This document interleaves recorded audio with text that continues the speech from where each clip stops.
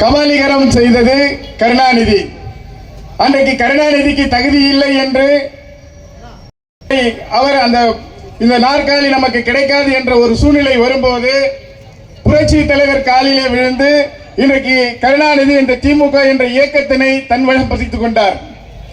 ஆனால் அதற்கு பின்பாக புரட்சி தலைவரின் மக்கள் செல்வாக்கை பார்த்து புரட்சி தலைவர் எங்கு மீண்டும் இந்த இயக்கத்தினை தன் வசம் படித்துக் கொள்வாரோ என்ற அந்த கெட்ட புத்தி கூர்மையால் இன்றைக்கு புரட்சி தலைவர் அவர்களை அவர் கணக்கு கேட்டார் என்ற ஒரே காரணத்துக்காக 1972 அவரை இந்த இயக்கத்தை விட்டு வெளியேற்றினார்.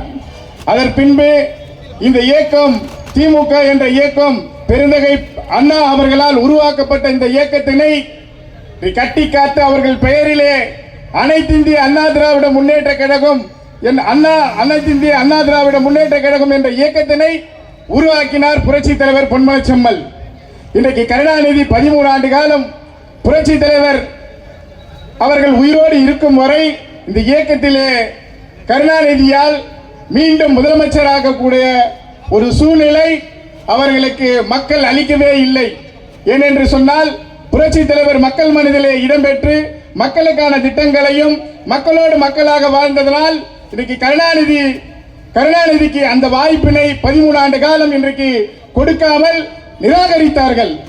ஆனால் அதே கருணாநிதி தான் ஆட்சி காலத்திலே சர்க்காரிய ஊழல் இந்தியாவிலேயே நுணுக்கமாக திருடிய சர்க்காரிய ஊழல் செஞ்சவர் கருணாநிதி என்பதை, அதே போன்று இன்றைக்கு கட்டளைகள் இன்றைக்கு ஸ்பெக்ட்ரம் ஊழல் இன்றைக்கு 1,72,000 கோடியினை இன்றைக்கு ஊழல் அடித்து இந்தியாவிலேயே அதிக ஊழல் செய்த ஒரு இயக்கமாகவும் இன்றைக்கு திகழ்ந்து கொண்டிருக்கின்றது. அதற்கு பின்பு பொறுப்பேற்ற ஸ்டாலின் இன்றைக்கு ஆட்சி பொறுப்பேற்ற ஒரு ஆண்டுக்குள்ளவே அவர் அமைச்சரவையிலே இருக்கின்ற பிடிஆர் பழனிவேல்ராஜன் என்பவர் அவருடைய மகனும் மருமகனும் 30,000 கோடியை கள்ளப்பணம் வைத்துக் கொண்டு அதை எங்கே இன்வெஸ்ட்மெண்ட் செய்வது என்று தெரியாமல்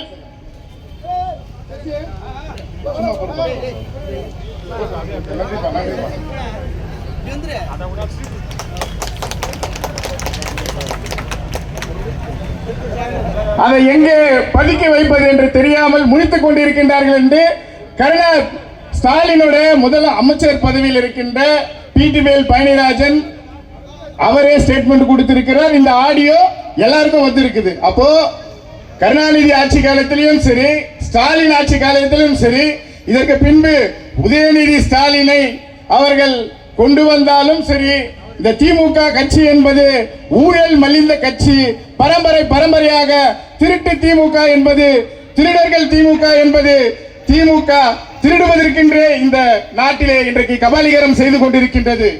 இன்றைக்கு இதயம் டாக்டர் புரட்சி தலைவி அம்மா அவர்கள் எத்தனையோ திட்டங்களை கொண்டு வந்தார்கள். அந்த திட்டங்கள் எல்லாம் மக்கள் நல திட்டங்கள். மக்களால் நான், மக்களுக்காகவே நான் என்று தன் வாழ்நாள் முழுக்க மக்களுக்காகவே திட்டங்களை ஒதுக்கி அந்த திட்டங்களை சென்று சேர்கின்ற வகையில் இன்றைக்கு அம்மா உணவகத்தில் இருந்து, மருத்துவ காப்பீட்டில் இருந்து, உழவர் பாதுகாப்பு திட்டத்தில் இருந்து, மடிக்கணியில இருந்து சைக்கிள் திட்டம் கொண்டு வந்தது.